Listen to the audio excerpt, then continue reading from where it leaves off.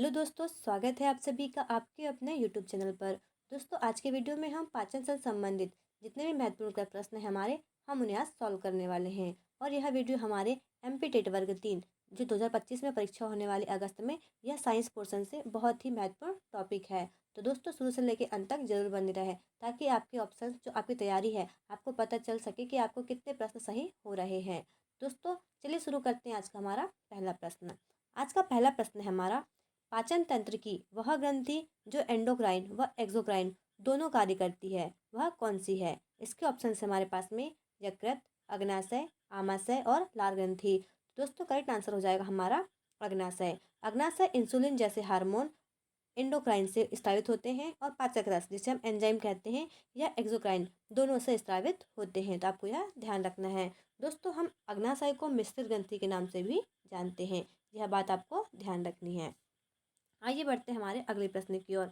अगला प्रश्न है हमारा, आमाशय में उपस्थित कौन सा एंजाइम प्रोटीन को पचाने में सहायक होता है। इसके ऑप्शन है एमाइलेज, ट्रिप्सिन, पेप्सिन और लिपेज लाइपेज। तो करेक्ट आंसर हो जाएगा हमारा पेप्सिन। पेप्सिन आमाशय में पाया जाता है और प्रोटीन को छोटे पेप्टाइड में तोड़ता है, यह आपको ध्यान रखना है।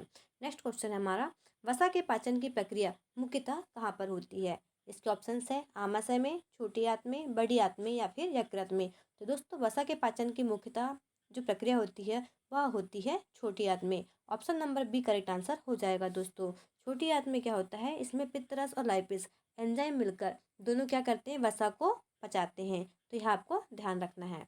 आइए बढ़ते हैं हमारे अगले प्रश्न की ओर। दोस्तों, अगला प्रश्न है हमारा, मानव शरीर की सबसे लंबी ग्रंथि कौन सी है। इसके ऑप्शन से हमारे पास में अग्नाशय, यकृत, लाल ग्रंथि और पाचन ग्रंथि।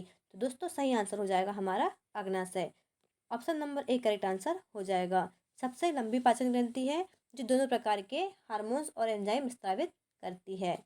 आइए बढ़ते हैं हमारे अगले प्रश्न की ओर। दोस्तों, अगला प्रश्न है हमारा, छोटी आंत के किस भाग में अधिकांश पोषक तत्वों का अवशोषण होता है। इसके ऑप्शन है हमारे पास में डुडेनियम, सेकंड है जो जेजुनम, थर्ड है इलियम और फोर्थ है रेक्टम। तो दोस्तों, छोटी आंत में सबसे अधिकांशतः पोषक तत्वों का अवशोषण होता है वह होता है जेजुनम में। Option number B correct answer हो जाएगा। नेक्स्ट क्वेश्चन दोस्तों, बॉयल में कौन सा एंजाइम अनुपस्थित होता है। इसके ऑप्शन है लिपेज जिसे हम लाइपेज कहते हैं, ट्रिप्सिन, एमाइलेज और कोई भी नहीं। तो आपको ध्यान रखना है, एंजाइम में ये सभी अनुपस्थित होते हैं, कोई भी नहीं। Option number D correct answer हो जाएगा। बॉयल में कोई भी एंजाइम नहीं होता, यह केवल वसा के एमल्सिफिकेशन के लिए सहायक होता है, यह आपको ध्यान रखना है। नेक्स्ट क्वेश्चन है हमारा दोस्तों, यकृत द्वारा किस पदार्थ का निर्माण नहीं करता है। इसके ऑप्शन से हमारे पास में हीमोग्लोबिन, बॉयल जूस जिसे हम पित्तरस कहते हैं, यूरिया और कोलेस्ट्रॉल। तो दोस्तों, यकृत में हम हीमोग्लोबिन का निर्माण नहीं होता है। Option number A correct answer हो जाएगा। हीमोग्लोबिन जो बनता है वह अस्थि मज्जा में बनता है, ना कि यकृत में। लेकिन दोस्तों, जब बेबी छोटा बच्चा रहता है, जब गर्भ में होता है, तो सबसे पहले होता है उसका योग सैक में उसका ब्लड हीमोग्लोबिन का निर्माण होता है। उसके बाद में यकृत में होता है, उसके बाद में अस्थि मज्जा में बनना प्रारंभ हो जाता है। तो हीमोग्लोबिन अस्थि मज्जा में बनता है, ना कि यकृत में। आपको यह ध्यान रखना है। आइए बढ़ते हैं हमारे अगले प्रश्न की ओर। अगला प्रश्न है हमारा, अम्लीय भोजन को उदासीन करने में कौन सा अंग सहायता करता है। इसके ऑप्शन है आमाशय, यकृत, अग्नाशय, छोटी आंत। तो दोस्तों, करेक्ट आंसर हो जाएगा हमारा यकृत। यह अम्लीय भोजन को उदासीन करने में सहायता प्रदान करता है। पित्तरस यकृत बॉयल जूस बनता है जो वसा को पचाने के साथ अम्लीय भोजन को उदासीन भी करता है। तो करेक्ट आंसर हो जाएगा हमारा ऑप्शन नंबर बी। आइए बढ़ते हैं हमारे अगले प्रश्न की ओर। दोस्तों, अगला प्रश्न है हमारा, मानव पाचन तंत्र में सबसे लंबा भाग कौन सा होता है। तो इसका करेक्ट आंसर हो जाएगा छोटी आंत, क्योंकि 6 से 7 लंबे मीटर होती है जो पोषक तत्वों का शोषण करती है। आइए बढ़ते हैं अगले प्रश्न की ओर। दोस्तों, अगला प्रश्न है हमारा, कौन सा एंजाइम आमाशय में सक्रिय होता है जो प्रोटीन को पचाने में मदद करता है। तो इसका करेक्ट आंसर हो जाएगा दोस्तों पेप्सिन। आइए बढ़ते हैं हमारे नए प्रश्न की ओर। अगला प्रश्न है हमारा, अम्लीय वातावरण में कार्य करने वाला पाचक एंजाइम कौन सा है। टाइलिन, पेप्सिन, ट्रिप्सिन या फिर माल्टेज।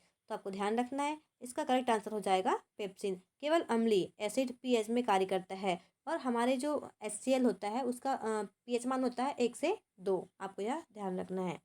नेक्स्ट क्वेश्चन है हमारा, बड़ी आंत का मुख्य कार्य क्या है। तो दोस्तों बड़ी आंत का मुख्य कार्य क्या है, हमने पिछली वीडियो में बात कर चुके हैं इसके बारे में। इसका मुख्य कार्य है जल का पुनः अवशोषण। जो क्वेश्चंस हमारे आ चुके हैं हम उन्हें एक लाइन में ही क्लियर कर रहे हैं। तो दोस्तों बड़ी आंत का मुख्य कार्य क्या होता है, यह होता है जल का पुनः अवशोषण करना। आइए बढ़ते हैं अगले प्रश्न की ओर। अगला प्रश्न है हमारा, अग्नाशय से निकलने वाला कौन सा एंजाइम वसा को पचाता है। इसके ऑप्शन है टाइलिन, ट्रिप्सिन, लाइपेज और पेप्सिन। तो आपको ध्यान रखना है वसा के लिए लाइपेज हमेशा महत्वपूर्ण होता है। लाइपेज वसा को फैटी एसिड और ग्लिसरॉल में तोड़ता है। नेक्स्ट क्वेश्चन हमारा दोस्तों, पित्तरस कहाँ संग्रहित होता है। तो यह होता है पित्ताशय में, जिसे हम गॉल ब्लैडर कहते हैं। पित्तरस यकृत में बनता है और अस्थायी रूप से पित्ताशय गॉल ब्लैडर में संग्रहित होता है। नेक्स्ट क्वेश्चन दोस्तों हमारा, लार में पाया जाने वाला एंजाइम पाचक एंजाइम कौन सा है। तो दोस्तों पाचक एंजाइम जो है वह होता है टाइलिन। ऑप्शन नंबर बी करेक्ट हो जाएगा। यहाँ पाइलिन लिखा हुआ है लेकिन करेक्ट आंसर क्या हो जाएगा उसका, टाइलिन। टाइलिन यह इसको हम क्या कहते हैं, स्लेवरी एमाइलेज भी कहते हैं। करेक्ट आंसर हो जाएगा टाइलिन। आइए बढ़ते हैं हमारे अगले प्रश्न की ओर। अगला प्रश्न हमारा, किस अंग से कोई भी पाचक एंजाइम नहीं निकलता। इसके ऑप्शन है यकृत, अग्नाशय, आमाशय या फिर छोटी आंत। तो दोस्तों करेक्ट आंसर हो जाएगा हमारा यकृत। यकृत में कोई भी पाचक एंजाइम नहीं बनता, यह केवल पित्तरस का निर्माण करता है। आइए बढ़ते हैं हमारे अगले प्रश्न की ओर दोस्तों। अगला प्रश्न है हमारा, एंजाइमों का कार्य क्या होता है। पोषक भोजन को ऊर्जा में बदलना। सेकेंड ऑप्शन है पाचन क्रिया को धीमा करना। थर्ड ऑप्शन है रासायनिक अभिक्रियाओं को तेज करना। और फोर्थ ऑप्शन हमारे पास में पोषक तत्वों को संग्रहित करना। तो दोस्तों option number C correct answer हो जाएगा। रासायनिक अभिक्रियाओं को तेज करना यह एंजाइम का मुख्य कार्य है। एंजाइम जैविक उत्प्रेरक होते हैं जो शरीर की रासायनिक प्रक्रियाओं को गति को बढ़ाते हैं। तो यह हमारे एंजाइम का मुख्य कार्य होता है। कैसे होते हैं, यह जैव उत्प्रेरक होते हैं जो शरीर की रासायनिक प्रक्रियाओं की गति को बढ़ाते हैं। तो option number C correct answer हो जाएगा मित्रों। आइए बढ़ते हैं नेक्स्ट क्वेश्चन की ओर। नेक्स्ट क्वेश्चन हमारा, कौन सा अंग विटामिन B12 के अवशोषण में सहायक होता है। ऑप्शन है डुडेनम, सेकंड है आमाशय, थर्ड है इलियम और फोर्थ है यकृत। तो आपको ध्यान रखना है करेक्ट आंसर हो जाएगा हमारा इलियम। छोटी आंत का अंतिम भाग इलियम जो होता है विशेष रूप से B12 और बॉयल सॉल्ट्स के अवशोषण में मदद करता है। Option number C correct answer हो जाएगा। B12 का कौन करता है, इलियम। ठीक है दोस्तों आपको ध्यान रखना है। आइए बढ़ते हैं अगले प्रश्न की ओर। अगला प्रश्न पूछा है HCl का मुख्य कार्य क्या है। हाइड्रोक्लोरिक अम्ल का मुख्य कार्य क्या है। तो इसके जो ऑप्शंस हैं, भोजन को क्षारीय बनाना, वसा को पचाना, प्रोटीन के पाचन में पेप्सिन को सक्रिय करना, और फोर्थ है स्टार्च को पचाना। तो दोस्तों करेक्ट आंसर हो जाएगा प्रोटीन के पचाने में पेप्सिन को सक्रिय करना। यह HCl का मुख्य कार्य है।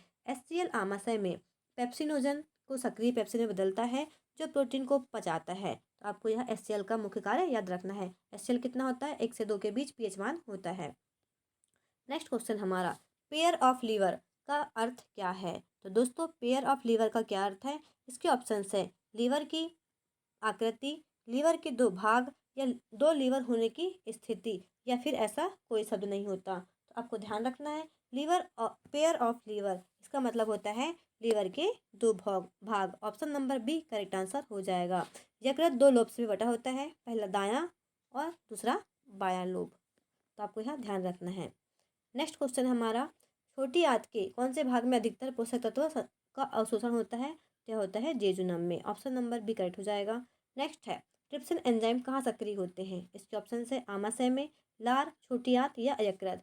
तो दोस्तों ध्यान रखना है ट्रिप्सिन कहाँ होते हैं, छोटी आंत में होते हैं। यह ट्रिप्सिन अग्नाशय द्वारा उत्सर्जित होता है और प्रोटीन की जो छोटी आंत में प्रोटीन को एसिड जो होता है अमीनो एसिड में बदलता है, तोड़ता है। नेक्स्ट क्वेश्चन हमारा, फाइबर का पाचन कहाँ होता है। इसके ऑप्शन है छोटी आंत, बड़ी आंत, आमाशय या फिर किसी भी भाग में नहीं। तो दोस्तों आपको ध्यान रखना है फाइबर का पाचन यह होता है किसी भी भाग में नहीं होता है। फाइबर मानव पाचन तंत्र में नहीं पचता है, यह अपाच्य रहता है, परंतु भोजन को पाचन में सहायक होता है। तो आपको यह ध्यान रखना है। दोस्तों नेक्स्ट और अंतिम क्वेश्चन है हमारा, अग्नाशय किस प्रकार की ग्रंथि है। केवल अंतःस्रावी, केवल बहिस्रावी, थर्ड है मिश्रित, या इनमें से कोई नहीं। तो आपको ध्यान रखना है अग्नाशय कैसी ग्रंथि है, यह मिश्रित ग्रंथि है। क्यों, क्योंकि यहाँ पे हार्मोन्स और एंजाइम दोनों का स्त्रावण करती है।